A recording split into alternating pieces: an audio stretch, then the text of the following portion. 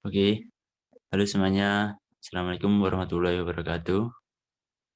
Kami dari kelompok 8 yang beranggotakan sejumlah 4 orang, yaitu saya sendiri Muhammad Yusuf Effendi, NIM 105, Kerenski Yezkiel Putra, NIM 108, Putra Setia Dharma, NIM 109, dan Farel Erda Bakti Pradipta, NIM 10111, ingin mendiskusikan tentang meningkatkan kesejahteraan agroekosistem bawang merah. Next.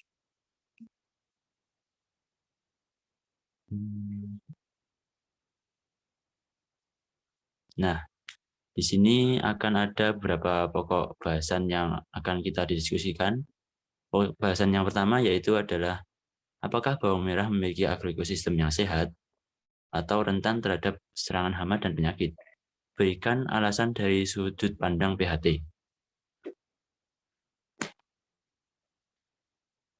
Nah, bawang merah adalah salah satu komoditi unggulan di beberapa daerah di Indonesia. Bawang merah merupakan salah satu komoditas penting di Indonesia, dan tanaman ini dapat beradaptasi dengan berbagai kondisi di lingkungan Indonesia.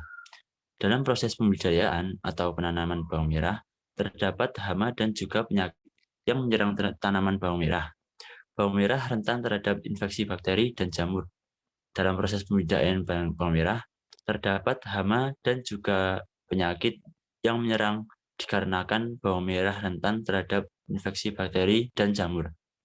Untuk mendiagnosis lebih awal hama dan penyakit bawang merah, diperlukan suatu sistem yang berisikan pengetahuan dari ahli mengenai hama dan penyakit bawang. Ya, Selanjutnya, bawang merah sangat rentan akan hama atau penyakit yang menyerang dengan kondisi cuaca di puncak musim hujan rentan akan penyakit. Salah satunya adalah penyakit moler atau mulet ini disebabkan oleh cendawan Fusarium oxyporum. Serangan paling parah terjadi saat puncak musim hujan, terutama pada daun tanaman bawang merah yang terlalu subur. Menurut sudut pandang PAT, penyebab tanaman bawang merah bisa terserang penyakit yaitu satu, bibit atau benih bawang merah yang digunakan kurang sehat, yang kedua, memilih bibit bawang merah kurang tepat, yang ketiga, tanaman bawang merah terlalu subur dan rapat, dan yang keempat, pengaturan drainase kurang baik. Selanjutnya, hama utama yang menyerang tanaman bawang merah, yang pertama ada lalat penggorok daun, yang kedua ada ulat bawang, yang ketiga ada hama bodas, dan yang keempat ada ulat tanah.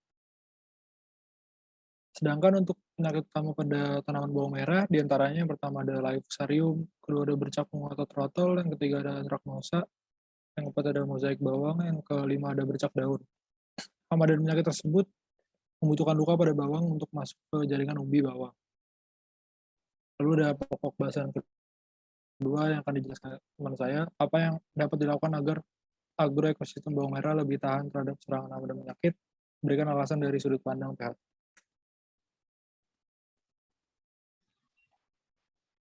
Dari sudut pandang PHT, dalam mengatasi masalah tersebut, sebaiknya dilakukan dengan penerapan konsep pengendalian hama terpadu atau PHT. Dalam konsep PHT, pengendalian OPT dapat dilakukan secara preventif, artinya sebelum ada serangan, apa yang harus dilakukan, dan secara kuratif, artinya apa yang harus dilakukan setelah ada serangan. Konsep ekologi dalam PHT merupakan konsep dari proses alami dan interaksi-interaksi biologi yang dapat mengoptimalkan sinergi fungsi dari komponen-komponennya. Misalnya, pola pertanaman monokultur dapat memicu eksplosi hama karena budaya monokultur dapat menyebabkan agroekosistem menjadi tidak stabil. Pengendalian hama dapat dilakukan melalui perancangan agroekosistem yang stabil. Next.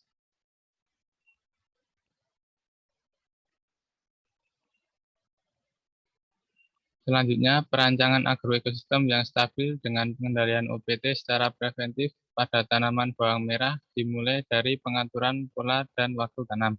Pengaturan pola tanam bertujuan untuk memutus siklus hidup hama dan penyakit di suatu wilayah atau area lahan tertentu. Oleh karena itu, dalam pengaturan pola tanam harus diupayakan pergiliran tanaman dengan tanaman yang tidak berasal dari satu keluarga atau famili. Jika pergiliran tanaman dilakukan dalam suatu famili, OPT akan selalu mendapatkan inang, sehingga siklus hidupnya berlanjut. Next. Langkah kedua yaitu dengan pengaturan sistem tanam. Untuk mengurangi serangan OPT, sistem tanam dapat dilakukan dengan sistem tumpang sari, tumpang gilir, menanam tanaman perangkap, atau menanam tanaman penghadang untuk menekan serangan OPT. Sistem drainase lahan juga harus diperhatikan agar area sekitar tanaman bawang merah tidak terlalu lembab. Next. Faktor penting lain yaitu meningkatkan keragaman genetik melalui penggunaan varietas dengan ketahanan horizontal yang dirakit dari plasma nutfah lokal. Contohnya dalam pemilihan varietas bawang merah yang akan ditanam. Varietas yang dipilih ialah yang tahan terhadap serangan OPT dan penyakit.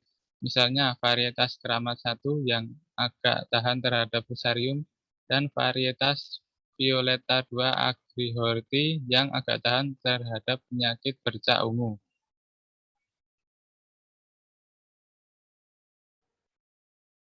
Selanjutnya, pokok bahasan ketiga yaitu apakah saran dari saudara secara ekonomi tidak memberatkan atau justru membawa nilai ekonomi baru.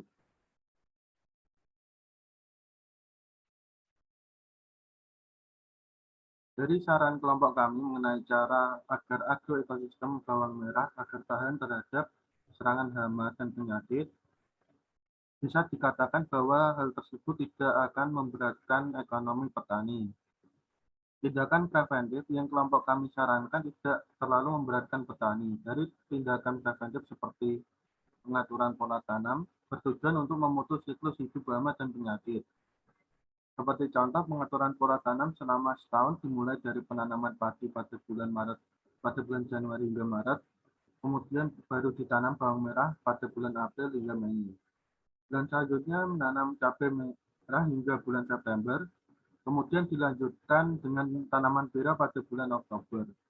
Setelah itu kembali menanam bawang merah di bulan November hingga Desember.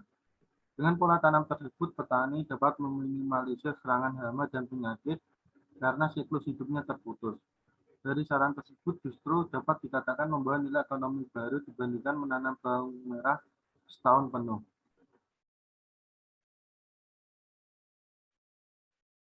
Saran kedua kami yaitu menggunakan sistem tanam. Daripada menggunakan sistem monokultur, lebih baik petani menggunakan sistem tumpang sari, tumpang gilir, menanam tanaman perangkap, atau menanam tanaman penghadang untuk menekan serangan OPT. Dari saran kedua ini, petani lebih mendapat keuntungan dibandingkan menggunakan sistem monokultur. Pola tanam tumpang sari memiliki beberapa kelebihan dibandingkan pola tanaman monokultur. Pola tanam tumpang sari dapat meningkatkan efisiensi lahan, menghemat energi dan biaya pengolahan lahan, menghemat biaya pemupukan, pengendalian hama tanaman, dan memberikan hasil panen yang bervariasi dari beberapa komoditas.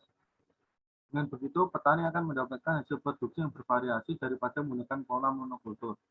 Terlebih lagi, pola tumpang sari dapat meningkatkan keseimbangan ekologi, peningkatan pemanfaatan sumber daya, peningkatan kualitas dan kuantitas produk, dan mengurangi kerusakan tanaman oleh hama, penyakit, dan gulma tanaman.